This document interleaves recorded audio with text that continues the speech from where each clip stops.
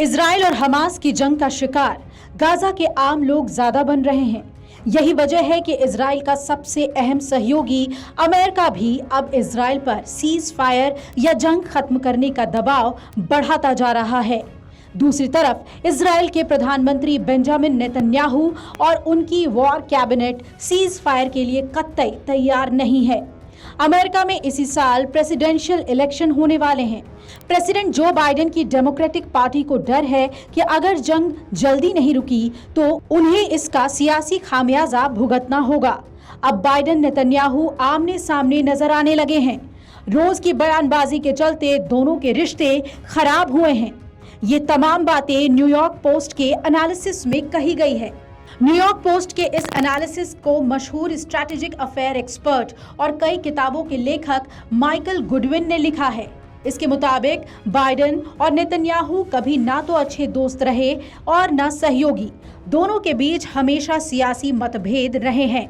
7 अक्टूबर को जब हमास ने इजराइल पर हमला किया और वहां 1200 आम नागरिक मारे गए तो इजराइल ने गाजा पर हमला बोल दिया। यही वो वक्त था जब पहली बार दोनों नेता करीब नजर आए। 19 अक्टूबर को बाइडेन तेल अवीव पहुंचे तो नेतन्याहू से गले मिले। दुनिया के लिए ये तस्वीर चौंकाने वाली थी। कुछ लोगों को लगा कि ये शादी बेमेल ही सही लेकिन लंबी चलेगी। हालांकि ये गलतफहमी अब तेजी से दूर होने लगी है। अमेरिकी मीडिया में पिछले दिनों एक हेडलाइन ने खूब सुर्खियां बटोरी। इसमें कहा गया कि बाइडेन की वार्निंग, दुनिया का सपोर्ट खो रहा है इजराइल। इसके बाद दोनों देशों में बयानबाजी शुरू हो गई और ये अब तक जंग जारी है और ये कब खत्म होगी ये किसी को नहीं पता। इसके बावजूद बहस इस बात पर हो रही है कि जंग के बाद गाजा पर हुकूमत कौन करेगा। इजराइल इसे अपने कब्जे में रखना चाहता है ताकि हमास फिर कभी सिर न उठा सके। दूसरी तरफ अमेरिका को अरब और मुस्लिम वर्ल्ड को भी साथ लेकर चलना है। लिहाजा वो चाहता है कि जंग के बाद फलस्तीन अथॉरिटी गाजा का शासन संभाले। इस मुद्दे पर बाइडेन और नेतन्याहू कई बयान दे चुके हैं और इससे तनाव भी बढ़ रहा है। फिक्र की बात यह है कि ये बयानबाजी पब्लिक प्लेटफॉर्म्स पर हो रही है। मतभेद पहले भी थे लेकिन ये बातें डिप्लोमेसी के जरिए छिपा ली जाती थी। 7 अक्टूबर के बाद जब इजराइल ने गाजा पर हमला किया तो कुछ दिन नेतन्याहू को अमेरिका का समर्थन मिला, लेकिन अब ये लगातार कम होता जा रहा है। ये जानते हुए भी कि जंग की शुरुआत हमास के वहशियाना हमले से हुई थी। उसने 1200 लोगों को मारा था, महिलाओं से बलात्कार किया था और बच्चों को भी नहीं छोड़ा था।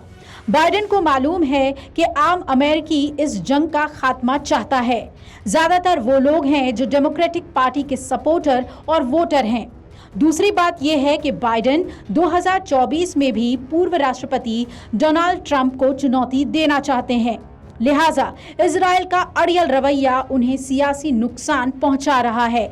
वो इलेक्शन कैंपेन शुरू करने से पहले जंग खत्म या कम से कम लंबा सीज फायर कराना चाहते हैं, लेकिन नेतन्याहू इसके लिए हरगिज तैयार नहीं।